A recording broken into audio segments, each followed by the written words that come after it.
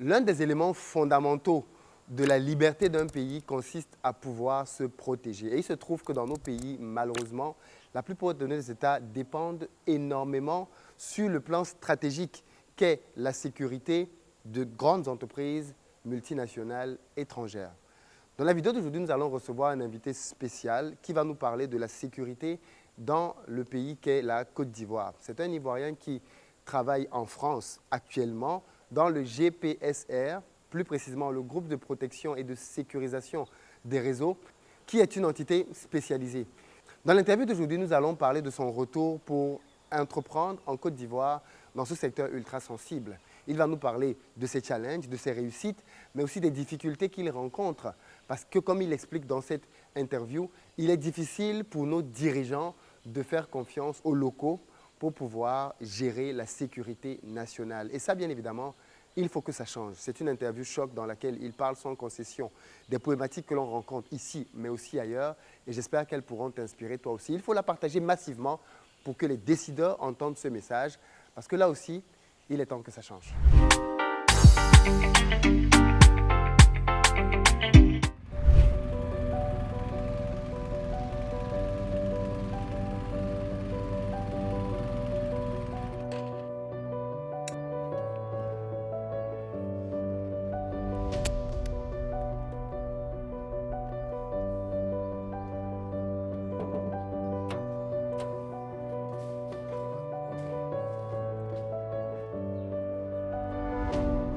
Bonjour Salif. Bonjour Philippe. Merci beaucoup d'avoir accepté de te prêter à l'exercice de l'interview. Est-ce que tu veux juste te présenter déjà pour ceux et celles qui ne te connaissent pas encore? Alors bien sûr Philippe, donc moi je suis Monsieur Koné Salif, donc je suis d'origine ivoirienne et je vis en France depuis maintenant une trentaine d'années. Donc je suis dans une unité d'intervention de la police du chemin de fer où j'exerce voilà, depuis 27 ans. Donc je suis spécialisé dans l'équipement militaire aussi d'une société que j'ai créée en Côte d'Ivoire depuis 2009 qui s'appelle KS Factory. Et cette société accompagne les forces régaliennes dans les problématiques en matière de sécurité et leur apporte aussi des accessoires, du matériel sur des problématiques qu'ils rencontrent sur le terrain. On fait aussi du conseil, on fait aussi de la formation, on les accompagne aussi dans le cadre avec le programme des Nations Unies pour le développement en matière de sécurité dans le cadre du renforcement de la capacité de la police nationale où on leur apporte aussi notre assistance, notre expertise en matière de sécurité. Ok, très bien. Tu es monsieur sécurité et ça tombe très bien parce que c'est un sujet très sensible dont on parle très peu et pourtant dans lequel il y a beaucoup à dire. Oui. Première question pour toi. Tu travailles en France, Oui. tu l'as toi-même dit. Qu'est-ce qui te pousse à venir entreprendre en Côte d'Ivoire, ton pays d'origine, dans le domaine plus précis de la sécurité? Pourquoi ce choix? Ben, ce choix, c'est lors d'un de mes passages en Côte d'Ivoire. Je me suis aperçu que des amis de ma génération qui avaient opté, après les études universitaires, de rentrer à l'intérieur des forces régaliennes de Côte d'Ivoire, en échangeant avec eux, je me suis rendu compte qu'il y avait certains qui avaient un gros problème d'approvisionnement en matière d'équipement, de formation et souvent de logistique. Et donc cela m'a apporté, moi, à venir sur ce segment-là. J'ai commencé à me renseigner autour de moi. Est-ce qu'il y avait une entreprise qui était spécialisée, qui pouvait fournir, voilà. Donc c'est des questions qu'on commençait à me cogiter dans la tête. Et c'est comme ça, au fil du temps, j'ai commencé par envoyer un échantillon au niveau de la base pour voir comment voilà, ils réagissaient. Et j'ai vu cet engouement-là. Et petit à petit, au fil des aiguilles, bon, je me suis lancé et j'ai décidé de créer cette société du nom de KS Factory depuis 2009, où je suis installé maintenant à Abidjan, où je fais des allers-retours pour l'instant, le temps de bien stabiliser les choses, et puis rentrer définitivement pour venir m'occuper et me mettre à disposition de mon pays. Alors, très bien. On va parler de sécurité et de choses concrètes. Quel type d'équipement tu livres, par exemple, pour l'armée aujourd'hui? Quelques-uns. D'accord. Des plus stratégiques. Alors, donc, c'est vrai, l'équipement, il est assez vague. Oui. Il peut aller de l'équipement balistique pour se protéger, donc des gilets pare-balles, des boucliers de pénétration, des casques balistiques, des accessoires textiles, des chaussures, des ceinturons, des menottes, Et on peut monter voilà, de la vision nocturne, des armes si l'État le souhaite, mais dans certaines conditions parce que les armes sont très réglementées en matière de transport et tout ça. Donc on travaille directement, c'est une mise en relation entre l'État de Côte d'Ivoire et le fournisseur. Qui fournit l'État de Côte d'Ivoire en termes militaires aujourd'hui? Les principaux, parce que j'imagine que tout n'est pas donné à la même société. Voilà, donc... Je précise que ce sont des informations publiques, normalement. Oui, c'est des informations publiques. Moi, j'ai eu la chance en 2000, à la sortie de la crise post-électorale, d'avoir la chance de rencontrer le général, chef d'état-major, le général Doumbia, que je remercie au passage, qui lui m'a fait confiance. Et j'ai eu, lors de nos échanges, à m'occuper de l'équipement des forces spéciales du Côte d'Ivoire, qui était l'unité d'élite qui venait d'être créée après la sortie post-électorale. Et pour moi, je pense que c'était une très belle expérience enrichissante. Et ça montrait aux yeux de tous les Ivoiriens, des politiques, des militaires, qu'il existe des Ivoiriens qui sont capables d'apporter des éléments factuels, techniques et professionnels pour une armée d'élite. Et aujourd'hui, cette armée fait la fierté de tous les Ivoiriens. C'est vrai que lors de leur première sortie, il y a eu beaucoup de ragots en faisant croire que les forces spéciales étaient une armée parallèle, que c'était le président qui avait envoyé des mercenaires pour venir faire la sécurité des Ivoiriens.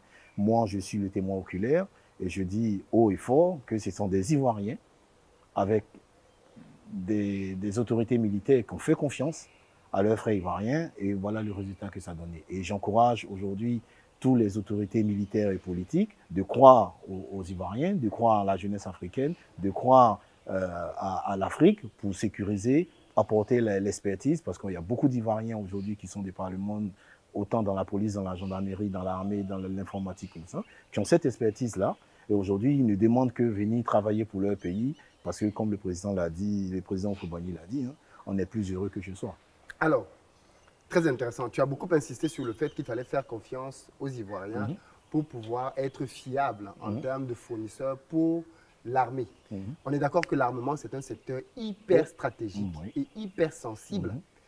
Comment expliques-tu donc que des armées africaines, comme l'armée ivoirienne, en 2022, au moment où on tourne cette vidéo, continuent de s'approvisionner auprès de fournisseurs étrangers?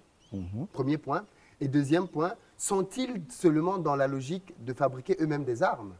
Ou alors, on est vraiment dans la logique aujourd'hui d'acheter chez des fournisseurs? Tout à l'heure, je t'ai posé une première question à laquelle tu n'as pas répondu.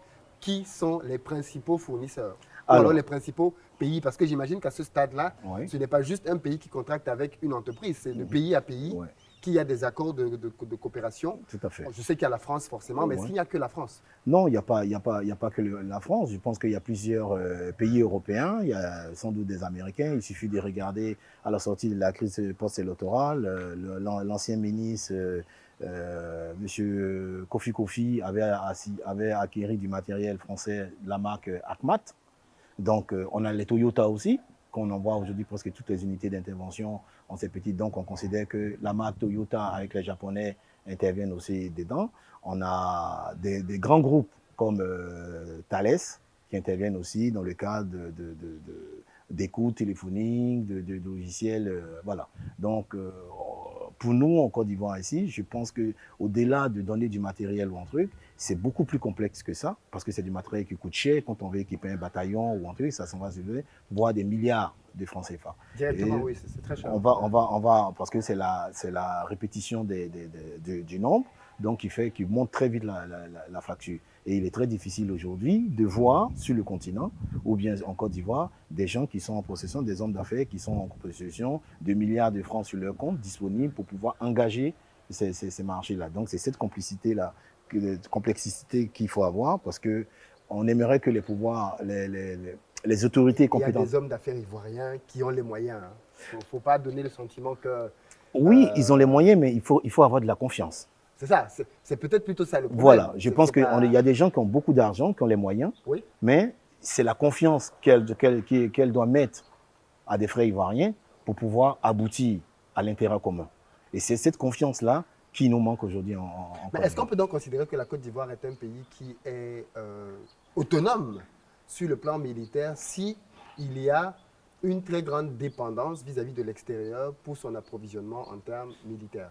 Bah, je pense que j'ai eu à faire un petit papier lors du salon Chile Africa, qui est le salon, pour ceux qui ne le connaissent pas, le salon de la sécurité et de la défense intérieure, qui sont à la 6e et 7e édition à l'école de police, où la Côte d'Ivoire a eu le privilège de se mesurer à tous les grands fournisseurs de par le monde sur cette plateforme, sur ce salon-là pendant 3-4 jours.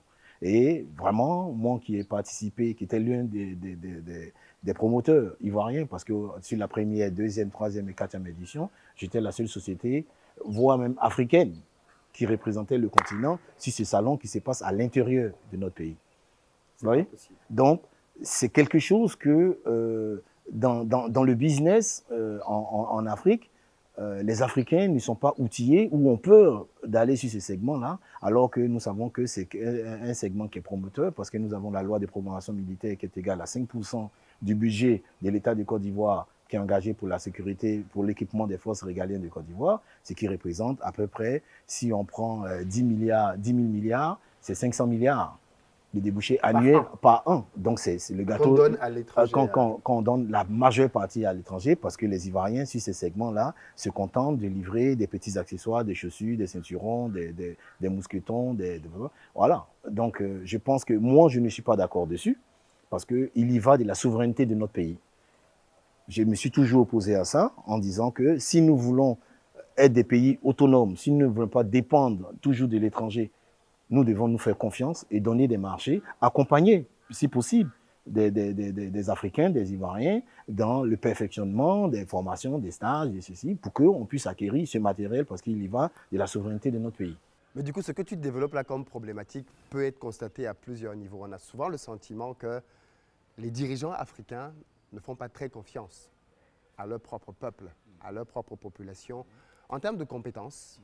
Alors que, comme toi-même tu l'as dit, les Ivoiriens sont partout dans le monde entier, dans beaucoup de domaines d'élite et pointus, mais on n'a pas le sentiment qu'il y a la logique de les rapatrier au pays pour qu'ils viennent travailler, surtout dans certains secteurs ultra sensibles. Parce que j'imagine, et on peut le voir aujourd'hui avec le conflit russo-occidental, si la Russie dépendait des autres pour pouvoir s'armer, le combat serait terminé depuis bien longtemps. Mais parce qu'elle a une autonomie au niveau militaire, hein, elle peut prétendre à avoir sa propre vision du monde et à pouvoir la soutenir. Aujourd'hui, moi j'ai une question très concrète à te poser. Est-ce que tu as le sentiment que nos États, compte tenu de ce que l'on achète, a une réelle valeur militaire? Est-ce que comme Thomas Sankara l'avait dit dans un discours très célèbre, nous achetons des petits couteaux et des coutelas qui ne permettent pas réellement de pouvoir mener une bataille, et ça c'était déjà à l'époque, dans les années 80 qu'il disait ça. Est-ce que tu as le sentiment aujourd'hui que nos armées africaines, prenons le cas de la Côte d'Ivoire, est une armée moderne? Est-ce qu'elle peut vraiment faire face à un réel challenge moderne? Alors, pour ma part, je dirais que la question n'est pas là, parce que la Côte d'Ivoire est engagée dans une union qu'on appelle la CEDEAO, et que tous les membres de la CEDEAO n'ont plus ou n'ont pas le droit de s'attaquer entre elles. Donc, aujourd'hui, la menace, elle a changé. On n'a plus de guerre inter-État de façon frontale sur le continent. Ça fait des années que nous n'avons pas. Donc, nous avons des armées aujourd'hui qui sont là pour contenir des populations, pour faire du maintien de l'ordre et pour répondre sur un premier rideau, parce que nous avons aussi des accords de défense historiques avec la puissance coloniale qui va nous assister aussi sur des armes beaucoup plus lourdes, beaucoup plus performantes. À quoi servent donc ces armes si les policiers et les gendarmes ont pour but d'assurer le maintien de l'ordre?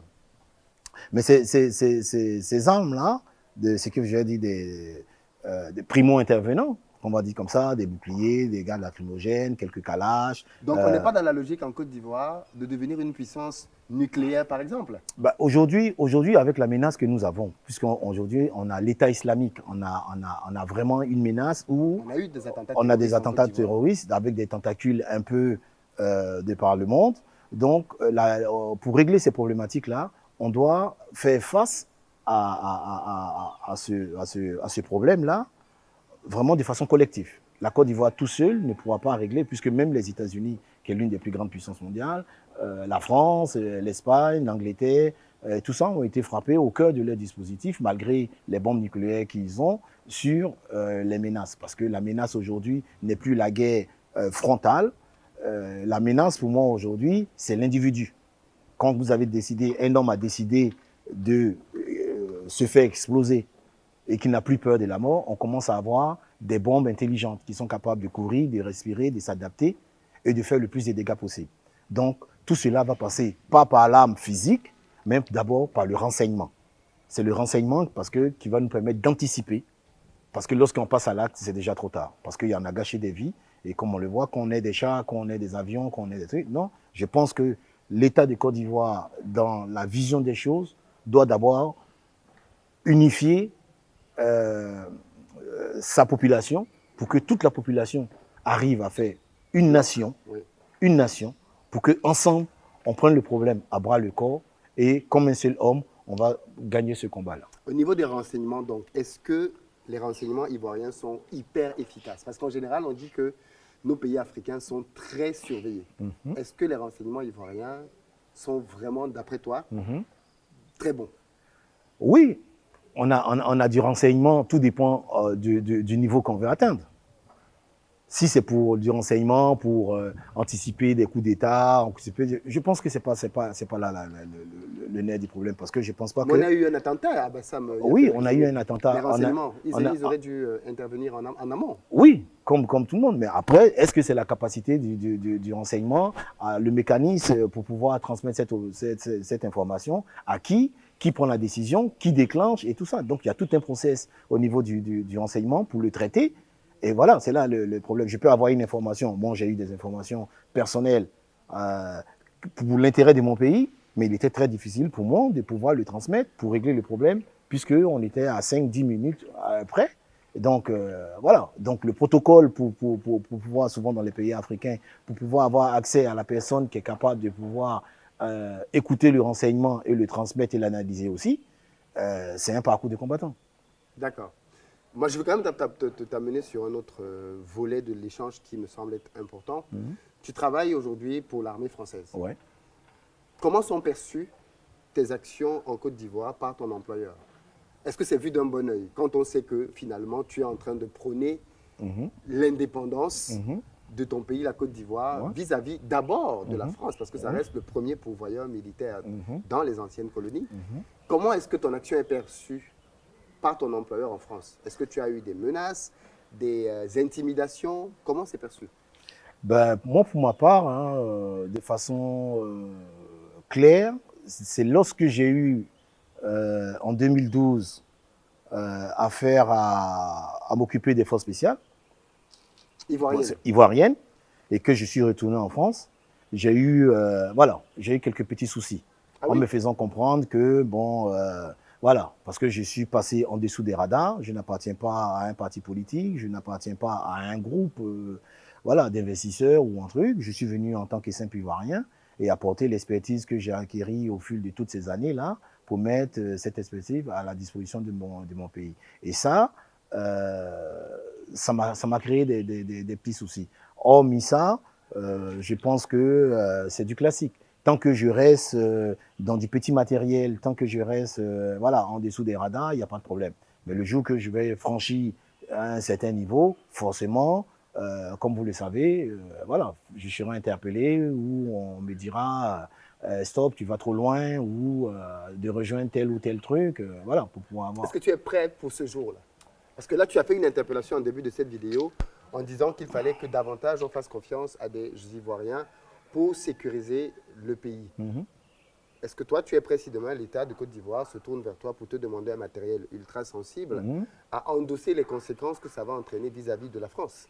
Oui, mais moi, je pense qu'aujourd'hui, j'ai fait plusieurs salons internationaux avec d'autres pays. Je travaillé avec le Gabon, j'ai travaillé avec une partie du Burkina Faso aussi. Donc, je n'ai jamais eu de problèmes particuliers. Mais je dis simplement, si la Côte d'Ivoire, aujourd'hui, de façon claire, m'adresse une correspondance ou m'invite à participer de façon globale à la réflexion sur la sécurité ou un truc, c'est avec plaisir que j'ai des contrats avec la France parce que j'ai la double nationalité ou ça. Mais l'expertise que j'ai, je suis ivoirien avant tout. Je suis avant tout. Et aujourd'hui, quand vous écoutez le président Macron, le président russe, le président américain, le président truc, l'Union européenne demande de consommer d'abord les produits européens, français, américains.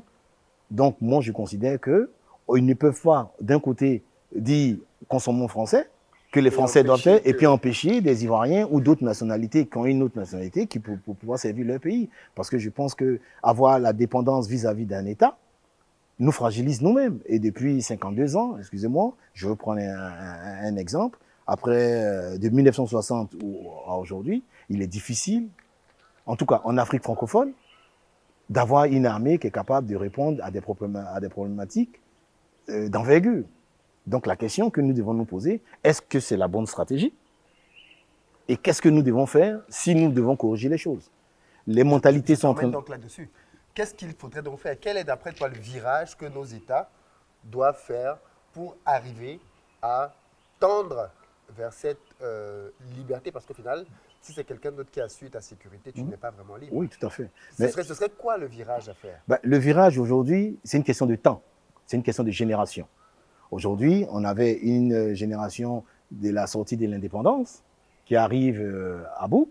Et on a une nouvelle génération où on a beaucoup d'Africains, de par leur cursus scolaire, qui ont pu sortir de par le monde, aller dans des grandes universités en Europe, aux États-Unis et partout, aujourd'hui, qui ont pris conscience que le pays ou le continent ne peut être développé que par les Africains. Parce que les relations entre État et État ne sont pas des relations d'amitié, ce sont des relations d'intérêt. Donc, il est mieux d'avoir des intérêts pour mon pays que de naviguer en plein lac et je ne vois pas le bout du tunnel. Alors du coup, avant de sortir de cette interview, j'aimerais quand même que tu nous parles un peu de ton expertise par rapport à l'armée ivoirienne aujourd'hui. Qu'est-ce que tu vois, toi, comme étant quelques faiblesses que l'on a et qu'il faudrait peut-être attaquer, auxquelles il faudrait s'attaquer? Alors pour moi, j'ai un sujet qui me préoccupe d'abord, parce que quand on voit un militaire, ou on voit un policier, on voit un gendarme, la première réaction qu'on a, c'est comment cette personne est habillée, la tenue qu'elle porte.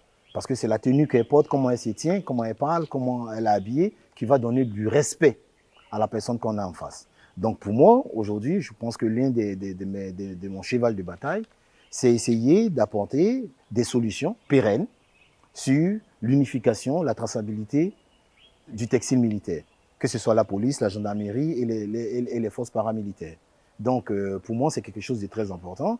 Je commence à travailler déjà avec le général de gendarmerie qui m'a sollicité, qui m'a interpellé concernant ce problème, que je remercie au passage, pour qu'on puisse ensemble, avec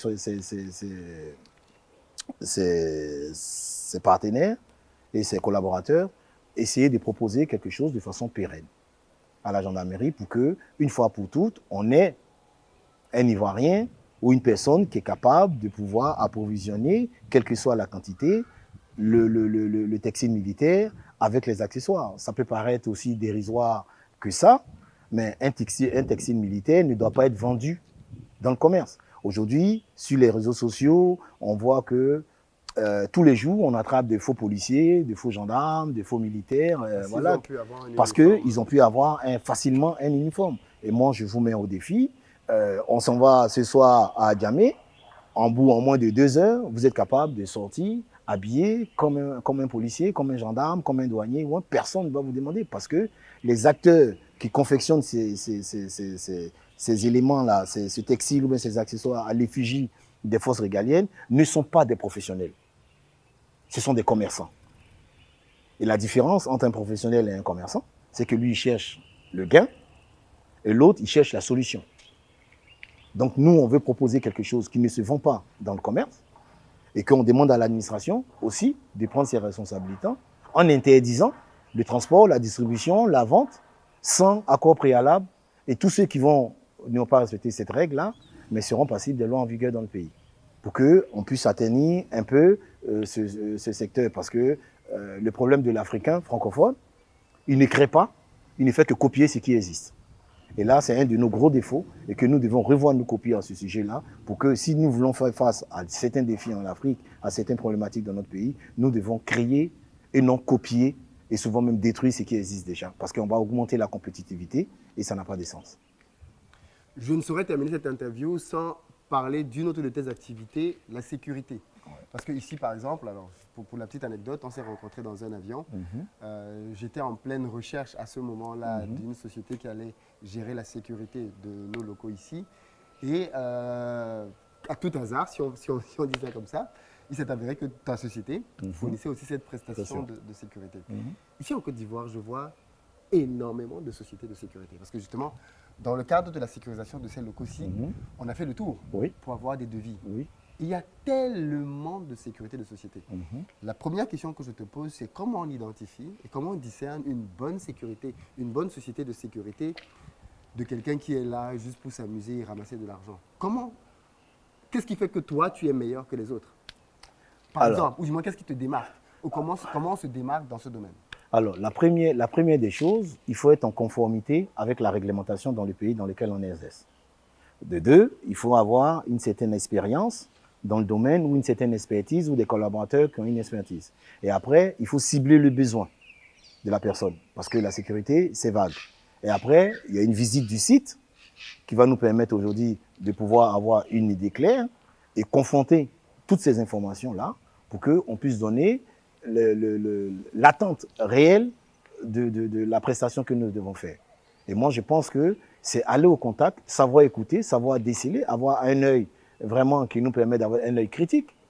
Parce qu'il ne suffit pas de dire « je suis commerçant, je viens prendre une prestation qui correspond à ce que je fais, donc je fais du remplissage ». Les agents de sécurité ne sont pas formés, ils sont mal habillés, ils sont mal équipés. Et tu veux former les agents de sécurité à quoi? Au combat? Alors, donc, les agents de sécurité… À la lutte, à la bagarre? Non, parce que là, on fait de la prévention. Là, les agents de sécurité, on fait de la prévention. Donc, il y a les obligations et les devoirs. Par exemple, un agent de sécurité, on va savoir quels sont les outils juridiques que l'État du Côte d'Ivoire met à sa disposition pour pouvoir exercer son métier. Donc, par exemple, je vais vous donner un exemple qui est sur l'article 325 du Code pénal sur la non-assistance en personne en danger. Donc, l'agent de sécurité a qualité d'apporter une assistance tout en ne se mettant pas en danger. Si une fois que quelqu'un se fait agresser, quelqu'un se fait renverser par une voiture, quelqu'un se fait un malaise, l'agent de sécurité a ces compétences-là. Mais il faudrait qu'il le sache. Il y a une deuxième chose, c'est le devoir de police des simples citoyens, qui dit que toute personne a qualité d'interpeller l'auteur d'un crime et délit puni de peine de prison et de le conduire devant un officier de police judiciaire en utilisant la force strictement nécessaire. Et après, on va parler sur des outrages. Ça veut dire que dans la rue, je vois quelqu'un qui est en train de voler, j'ai le droit de l'attraper et de l'amener à la police. C'est ce qui se fait. Donc, on est dans un délit de flagrance. Donc, on a les éléments constitutifs de l'infraction pour dire que la personne, elle a volé et on a l'objet, on a le plaignant, on a l'intention du vol et on a la loi qui nous permet de condamner cette personne. Et cette personne est poursuivie par la clameur publique et elle est trouvée en possession d'indices ou traces laissant supposer qu'elle a participé à l'acte. Donc, je dois interpeller cette personne avec la force extrêmement nécessaire et de la conduire le plus rapidement devant un officier de police judiciaire. Au-delà de ça, on a les entraves. Les entraves, c'est le menottage. Donc, c'est une privation de liberté aussi. Donc, on doit apprendre aux agents de sécurité à quel moment ils ont le droit de priver quelqu'un de sa liberté parce que c'est des conséquences qui peuvent être très graves pour l'agent de sécurité. Vous voyez? C'est ça aussi. Est-ce donc du coup, un agent de sécurité a le droit de mettre des menottes? Oui, il peut vraiment. Oui, les menottes ne sont pas réglementées que… On parle d'entrave. Je peux prendre les lacets de mes chaussettes, je peux prendre ma ceinture. C'est une privation de liberté. À partir du moment où je prive quelqu'un de sa liberté, il faudrait que derrière, j'ai des arguments juridiques qui me sont donnés par le législateur pour pouvoir poser cet acte-là si jamais on venait à me reprocher quelque chose. Donc, je considère qu'il y a toute une formation qu'il faut apprendre pour que je ne demande pas de faire d'eux des juristes, mais il y a un minimum de connaissances qu'on doit leur donner pour que, lors de leur travail au quotidien, ils soient plus à l'aise. On leur donne l'utilisation, par exemple, des tonfas, des bâtons télescopiques. On leur donne des tonfas, des matraques ou un truc. Il faudrait que ça soit réglementé. Dans quelle catégorie d'armes ces bâtons-là sont réglementés et à quel moment on doit les utiliser et sur quelle zone du corps humain on doit l'utiliser. Voilà. Donc, c'est tous ces petits trucs-là qu'il faut apprendre aux agents de sécurité pour ne pas qu'on se retrouve dans des suraccidents. Parce que je vais vous donner un exemple. Je suis allé à la banque. J'avais un conflit avec mon gestionnaire de compte, qui est un compte personnel, où je ne suis pas content de la prestation que la banque me donne alors qu'ils me prennent des agios et qui ne répondent pas à ce qui me prête. Donc moi, le ton est monté, on a commencé, on a envoyé l'agent de sécurité et l'agent de sécurité a pris parti pour la gestionnaire, Mais bien sûr. alors que la gestionnaire n'est pas la responsable de l'agent de sécurité. L'agent de sécurité n'est pas là pour protéger la gestionnaire. L'agent de sécurité est là pour protéger les installations fixes et mobiles et prévenir en cas de problème. Mais à partir du moment où il devient un partisan, il me met la main dessus parce qu'il veut me sortir. Ah oui. Donc vous voyez que c'est un abus. On est dans un abus. Et pourtant, c'est ce qu'ils font tout le temps. Et c'est ce qu'ils font tout le temps. C'est les erreurs qu'ils font tout le temps. Donc c'est des petits trucs. Au fur et à mesure, il faut prendre la peine. Ça veut dire quoi? Ça veut dire qu'ici, par exemple, dans la société, je viens là, je me fais agresser, Oui. l'agent de sécurité, tes Oui. agents de sécurité ne vont rien faire. Non, ils sont frappés par l'article que je vous ai dit, le 352, parce que c'est non-assistance en personne en danger. Oui. Donc le problème, c'est pas de prendre parti pour vous parce que vous êtes son employeur. Le problème, c'est de séparer les deux parties et puis demander est-ce que oui ou non, vous voulez déposer plainte. Si vous voulez déposer plainte, dans ce cas, il va maintenir les deux parties-là, appeler la police parce qu'il n'est pas juge. Et la police va essayer des parties, qui a raison, qui a tort, et les responsabilités de chacun. L'agent de sécurité n'est pas là pour prendre parti pour son patron. L'agent de sécurité est là pour faire de la sécurité. La sécurité, le patron peut être l'agresseur.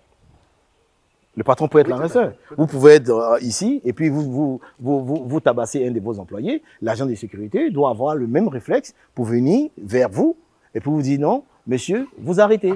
Même si je dois perdre mon travail, même si je dois faire mon travail, mais j'ai fait mon travail.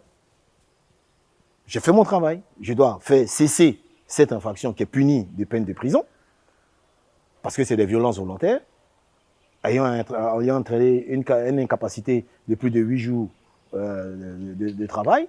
Donc, on revient dans du délictuel. C'est du tribunal correctionnel. Donc là, je peux me permettre de vous interpeller physiquement.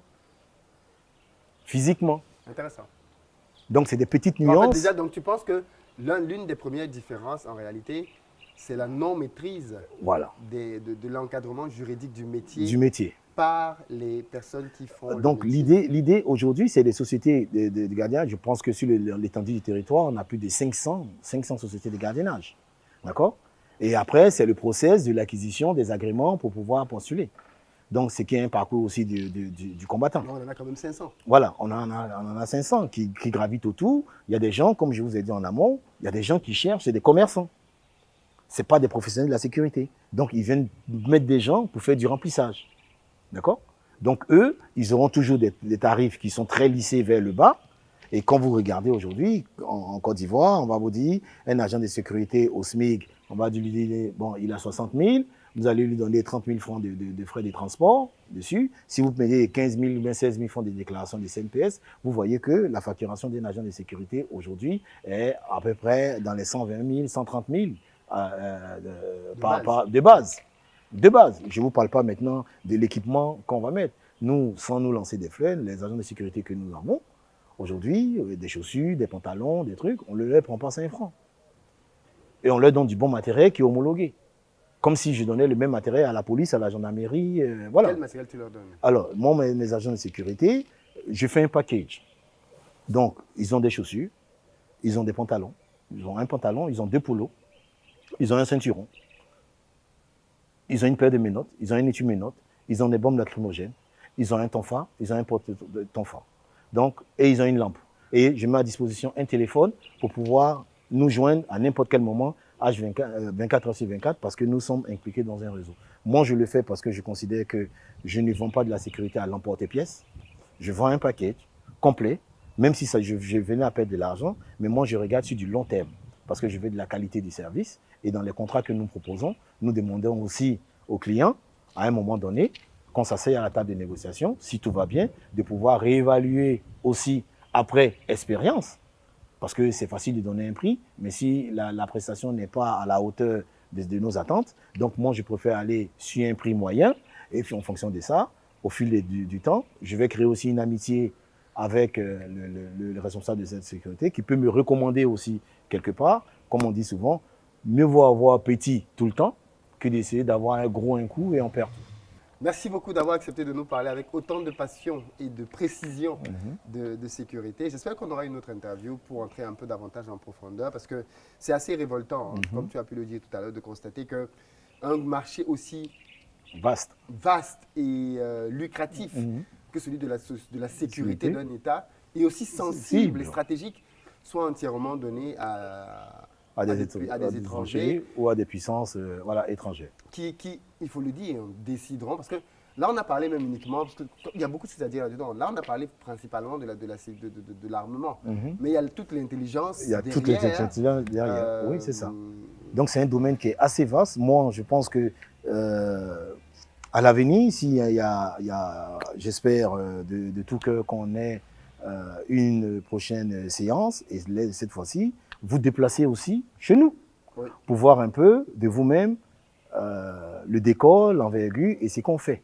Parce que la sécurité ne consiste pas à dire j'ai un ordinateur, une table, une secrétaire, et puis un magasin à côté pour dire non, c'est pas ça. Il faudrait que le client, quand il vient chez nous, il soit confiant. Parce que quand on regarde dans les yeux du client, on doit voir l'étincelle.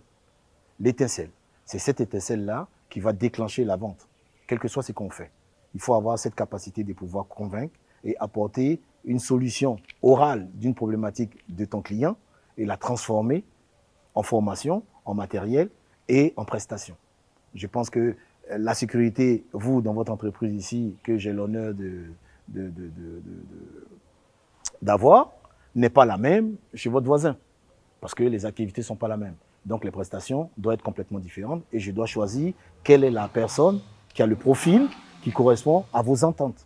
Et non de faire des remplacements parce que je viens mettre des pions, parce que je suis dans une prestation, je suis assujetti à de la présence et non au résultat. Voilà. Merci beaucoup en tout cas. Merci beaucoup, c'est très gentil Philippe. Beaucoup de courage à toi. J'espère que les autorités qui nous suivent ont entendu le message et l'appel que tu as passé pour que davantage d'Ivoiriens soient impliqués dans la sécurité de leur pays, que ce budget vaste, qu'il y ait une réflexion en tout cas pour permettre que davantage de locaux s'impliquent à sécuriser eux-mêmes leur pays. Et on en reparlera. Oui, et puis bon, moi, le dernier conseil que je peux donner souvent à des Ivoiriens, je leur dirais que si vous voulez investir en Côte d'Ivoire, dans votre pays natal ou dans votre pays d'origine, il ne suffit pas de venir répéter ce qui existe déjà. Il faut venir aujourd'hui dans votre pays avec une solution pour répondre à une problématique déjà existante. C'est comme on dit, il y a les Yango qui existent et aujourd'hui, tout le monde se jette dans du Yango parce qu'on considère que c'est quelque chose qui peut rapporter, on a du bouche à oreille. Non. Si on apporte une solution dans la sécurité, nous devons apporter cette solution par rapport à une problématique existante. Et c'est plus facile pour l'autorité militaire de vous faire confiance parce que vous répondez de façon indirecte à une épine qu'il a dans le pied. Et je pense que c'est ça la question, parce que beaucoup d'Africains, beaucoup d'Ivoiriens reviennent, ils ont une expertise en sécurité civile à l'étranger et qui viennent reporter ici. Mais on a déjà plus de 500 sociétés dans ce segment-là. Donc, c'est de savoir, moi, je vais me spécialiser dans la sécurité, mais dans un segment bien particulier qui n'existe pas, où j'ai moins de compétitivité, où j'ai l'expertise dedans, que je suis capable de prester dessus. Merci beaucoup. Merci encore, Philippe. C'est très gentil à vous. À très bientôt. À très bientôt.